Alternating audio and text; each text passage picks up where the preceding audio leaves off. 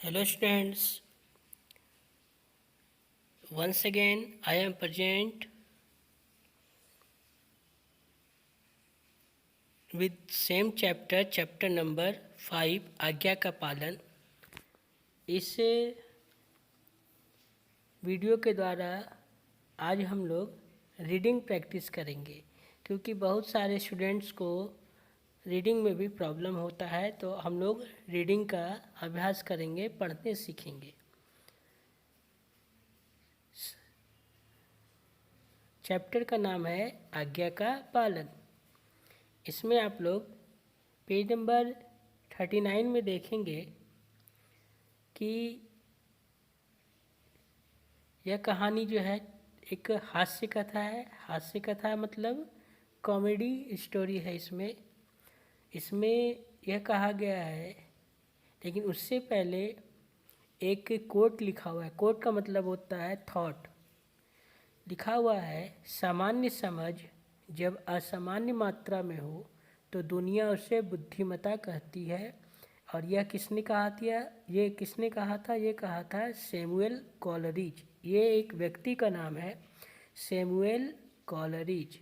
इसने कहा था कि अगर सामान्य समझ जब असामान्य मात्रा में हो किसी के पास तो दुनिया उसे बुद्धिमत्ता कहती है, मतलब सबसे उसकी बुद्धिमानी का लोहा मानती है।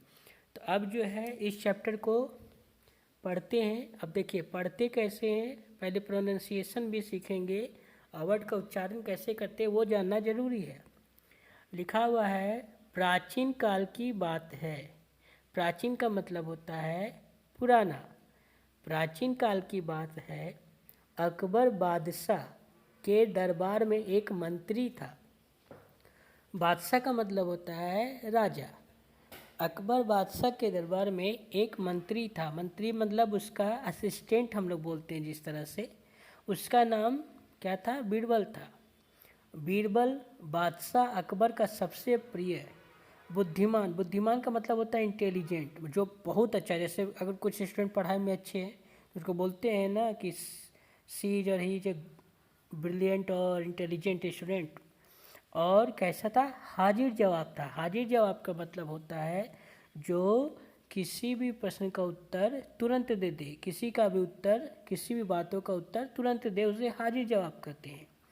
तो बीरबल बादशाह अकबर का सबसे प्रिय बुद्धिमान और हाजिर जवाब मंत्री था। अकबर बीरबल को हमेशा अपने साथ रखते थे। इसलिए एक दिन दरबार लगा हुआ था, मतलब राजा लोग जहाँ बैठते हैं वहाँ एक दरबार लगा हुआ था। सभी दरबारी मतलब जो राजा अकबर के दरबार में, बादशाह अकबर के दरबार में जो लोग उसके मंत्री थे उसको दरबारी कहते हैं। दरबारी को, ये सभी दरबारी जो है एक दिन बादशाह अकबर को चुटकुला सुना रहे थे। जोक्स, हम लोग जोक्स सुनाते हैं ना हंसने के लिए, जोक्स सुना रहे थे। फनी स्टेटमेंट, फनी सेंटेंस बोल रहे थे।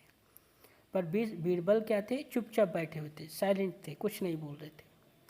बीरबल को चुप बैठा देख अकबर ने उससे कहा, बीरबल आज तुमने कोई मुझे चुटकुला नहीं सुनाया। बीरबल ने उत्तर दिया, बादशाह सलामत। वह जो है बादशाह सलामत का, बादशाह सलामत, मैंने इसे किसी अगले दिन सुनाने के लिए बचाकर रखा है। अकबर को यह सुनकर बहुत क्रोध आया। क्रोध मतलब गुस्सा आया। वह बोला, यदि तुम मुझे हंसा नहीं सकते तो जाओ, यहाँ से चले जाओ और मुझे दोबारा अपना मुंह मत दिखाना। यह सुनकर बीरबल वहाँ से चुपचाप चले गए। उन्होंने घर जाते समय कुछ सोचकर कुम्हार से एक घड़ा खरीदा। कुम्हार बोलते हैं जो व्यक्ति मिट्टी के बर्तन बनाता है उसे कुम्हार बोलते हैं, कुम्हार। ठीक है students. Now in page number 40, अब पेज नंबर 40 में आते हैं। इसमें आगे कहानी क्या है? कहानी है कि अगले दिन बीरबल हमेशा की तरह जैसे डेली दरबार में आते थे उस तरह से आए। तो सभी दरबारी लोग और जो दरबारी वहाँ पर थे, मौजूद थे, वह देखकर उसे हैरान हो गए। हैरान का मतलब होता है कि आश्चर्यचकित हो गए। बीरबल चुपचाप जाकर अपने स्थान पर बैठ गए। जैसे ही अकबर ने दरबार में प्रवेश किया, बीरबल ने घड़ा अपने सिर पर रख लिया। बादशाह को फिर क्रोध आया। वह बोले, बीरबल, मैंने तुमसे कहा था ना कि यहाँ मत आना, और अपने सिर पर यह घड़ा रखने की हिम्मत तुम्हारी हिम्मत कैसे हुई? हिम्मत का मतलब होता है साहस, तुम्हारी ताकत। साहस भी बोलते हैं, ताकत भी बोलते हैं। तो तुम्हारी हिम्मत कैसे हुई? बीरबल ने उत्तर